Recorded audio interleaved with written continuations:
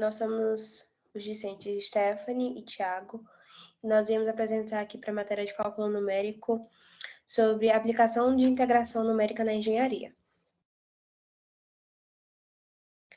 Nós basicamente dividimos o trabalho em 3 partes, que é a introdução, onde nós vamos introduzir mesmo o que é a integração numérica, a importância, e explicar alguns métodos que nós podemos usar. Dividimos também na aplicação, que nós vamos trazer exemplos reais de onde usarmos esses métodos, e a conclusão que vai ser um apanhado de tudo que foi tratado na apresentação, e é isso. Então, métodos numéricos, eles são muito importantes na ciência, em campos tecnológicos e na engenharia. Eles possuem diversas aplicações, e alguns exemplos que trouxemos foi que podemos usar em dimensionamento de barragem, também podemos usar eles em cálculos de área transversal de um rio e cálculos de área afetada por rompimento de barragem. O método de integração numérica, ele busca substituir uma função. Ela é substituída por polinômios que se aproximam ao longo de um intervalo AB. Ou seja, ele vai permitindo calcular a área aproximada de cada região do gráfico. Geralmente, ele é utilizado quando o valor da primitiva f de x não é conhecido ou ele é de difícil obtenção. Mas ele não é global. Geralmente ele é utilizado quando o valor da primitiva f de x não é conhecido ou é de difícil obtenção. Também ele é usado em casos onde a função é definida por pontos tabulados, tornando inviável o uso da integração. O método de integração numérica é dividido em 2 grupos: as fórmulas de Newton-Cotes e a fórmula de quadratura gaussiana.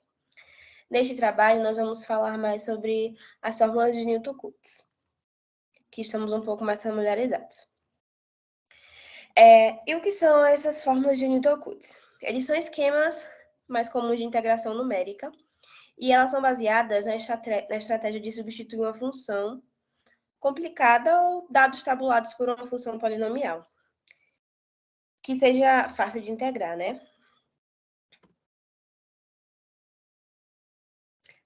As fórmulas de Newton-Cotes são a regra do trapézio, a primeira regra de Simpson e a segunda regra de Simpson, que nós vamos apresentar a seguir.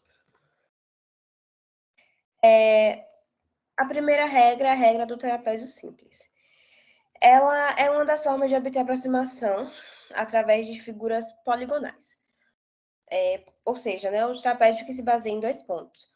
Só que, no geral, ela não é global, né? Porque, por ter poucos pontos, geralmente não dá um resultado tão exato.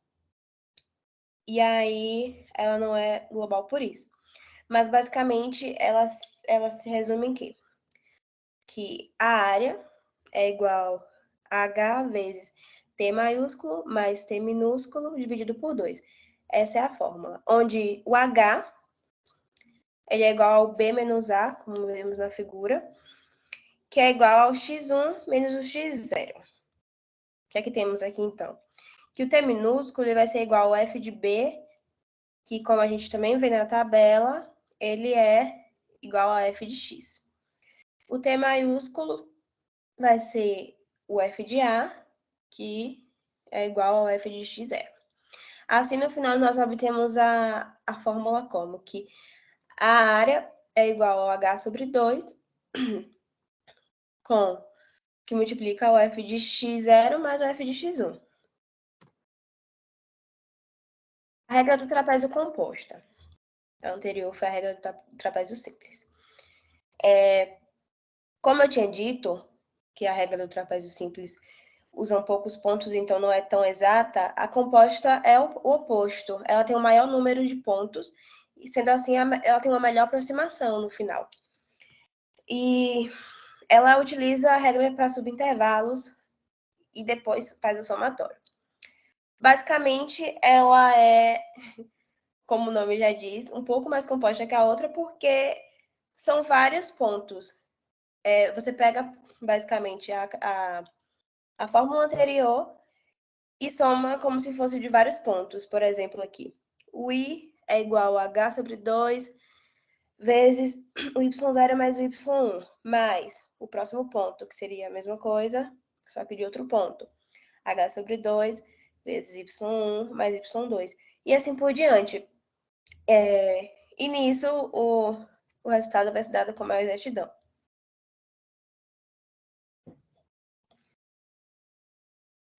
Bom, vamos lá, vou falar um pouco das regras de Simpson, que ela é dividida na primeira e na segunda. Bom, a primeira regra de Simpson, ou regra de 1/3, visa aproximar na integral definida pela área dos arcos da parábola que interpola uma função. Bom, ela é uma fórmula mais simples e ela é uma fórmula dada por 3 pontos, como vemos no gráfico. Logo, ela é dividida em dois subintervalos, de x0 até x1 e de x1 até x2. Explicando um pouco a fórmula, né, daí deriva o nome que a gente subentende-se que onde tem o h é acompanhado por 1, ou seja, fica a regra de 1/3. H sobre 3, y de 0, mais 4y1, mais 4y2, onde o valor de h é dado por b menos a, ou x2 menos x0, sobre 2. E o valor de x1 é o valor de a mais o valor de h que achamos anteriormente. Para achar o valor de y0, y1 e y2, é necessário olharmos um pouco a função, que é y igual a f de x0, ou seja, y0 é igual a f de x0, y1 é igual a f de x1 e y2 é igual a f de x2.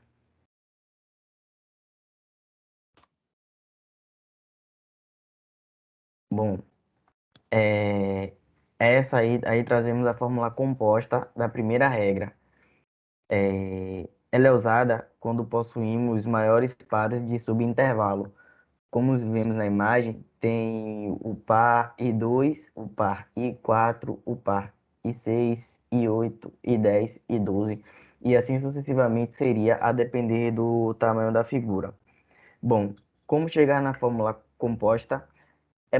A fórmula composta é basicamente o somatório das fórmulas simples de cada área, né?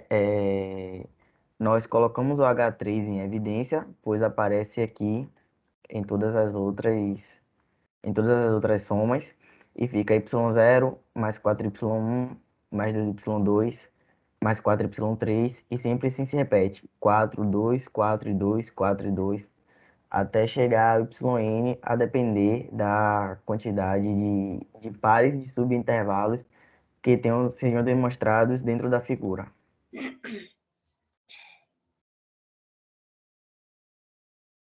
Pode passar. Bom, essa é a segunda regra de Simpson, ou regra do 3/8.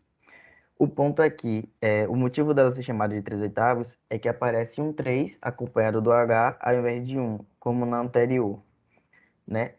A fórmula fica 3H sobre 8, multiplica por y0 mais 3y1 mais 3y2 mais y3. Bom, na antiga nós tínhamos 3 pontos e 2 subintervalos. Nessa nós temos 4 pontos e 3 subintervalos, ou seja, temos um ponto a mais e o subintervalo a mais. E lá eram pares, áreas duplas. E aqui, ao invés de duplas, são trios. E ela difere da primeira, como já falei anteriormente, por ter 3 pontos. A anterior tem apenas 2 pontos.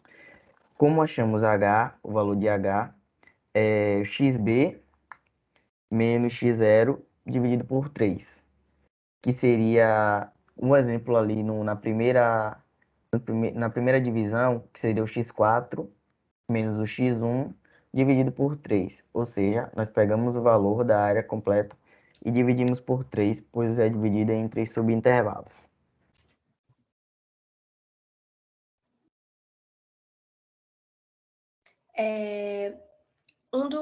Uma das aplicações que nós encontramos foi o do rompimento da barragem de Bento Rodrigues, lá em Minas Gerais. Nós trouxemos esse exemplo porque foi usado o método do trapézio para calcular a área atingida pela lama e também nós trouxemos esse exemplo porque foi utilizado o método dos trapézios para calcular a área. E também nós trouxemos mais à frente a comparação dos dados que eles obtiveram e dos dados obtidos pelo AutoCAD. Aqui. Esses são os dados obtidos pelo AutoCAD. Como nós podemos ver nessas imagens aéreas feitas pelo Google Maps, foi usado o AutoCAD para medir a área tanto da barragem quanto da extraída Da parte atingida. Isso, pelo substrato, pela lama. E esses foram os valores.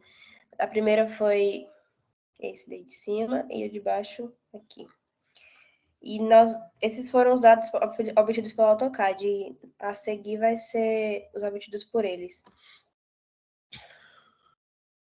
Bom, o método do trapézio foi utilizado por ser o único que não tem condição para o número de intervalos. E como a área é uma área muito grande, tivemos que subdividir em 21 partes iguais. Por isso foi usado o método do trapézio.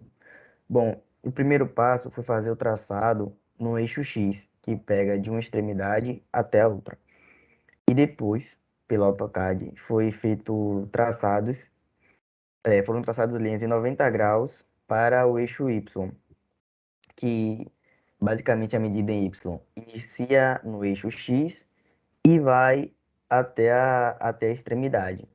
Bom, como podemos ver na tabela ao lado, temos 21 áreas e temos a variação constante no eixo X. Temos variações de 10, 5 e 2,5 metros. Quando a área está aproximadamente reta, foi utilizado subintervalos maiores.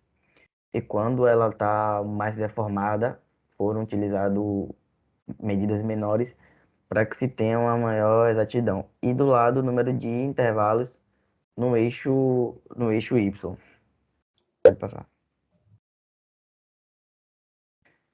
Bom, foi usada essa fórmula h sobre 2 de y mais 0 mais 2 vezes y1, y2, y3 até yn menos 1 mais yn, que é a quantidade da divisão de áreas. Na tabela ao lado, podemos ver a área utilizada, referida no MATLAB, pelo AutoCAD e a porcentagem de erro. No total, podemos ver que a diferença foi de apenas 1.020 metros, ou seja, o erro foi de 0,3082. Isso quer dizer que tivemos uma exatidão de 99,69%. Então, quer dizer que é uma precisão bem alta. E o que nós concluímos com esse trabalho? Nós podemos ver que a integração numérica ela não se priva somente no âmbito de sala de aula, né? Ela vai muito além. Um exemplo bem prático disso é o exemplo que nós trouxemos anteriormente. Os engenheiros, no geral, diariamente eles lidam com problemas, e muitos deles poderão ser resolvidos com integrações numéricas, porque, como nós podemos ver, elas são rápidas, eficientes e ainda nos fornecem dados precisos, que é muito importante diante dessa profissão. E é isso.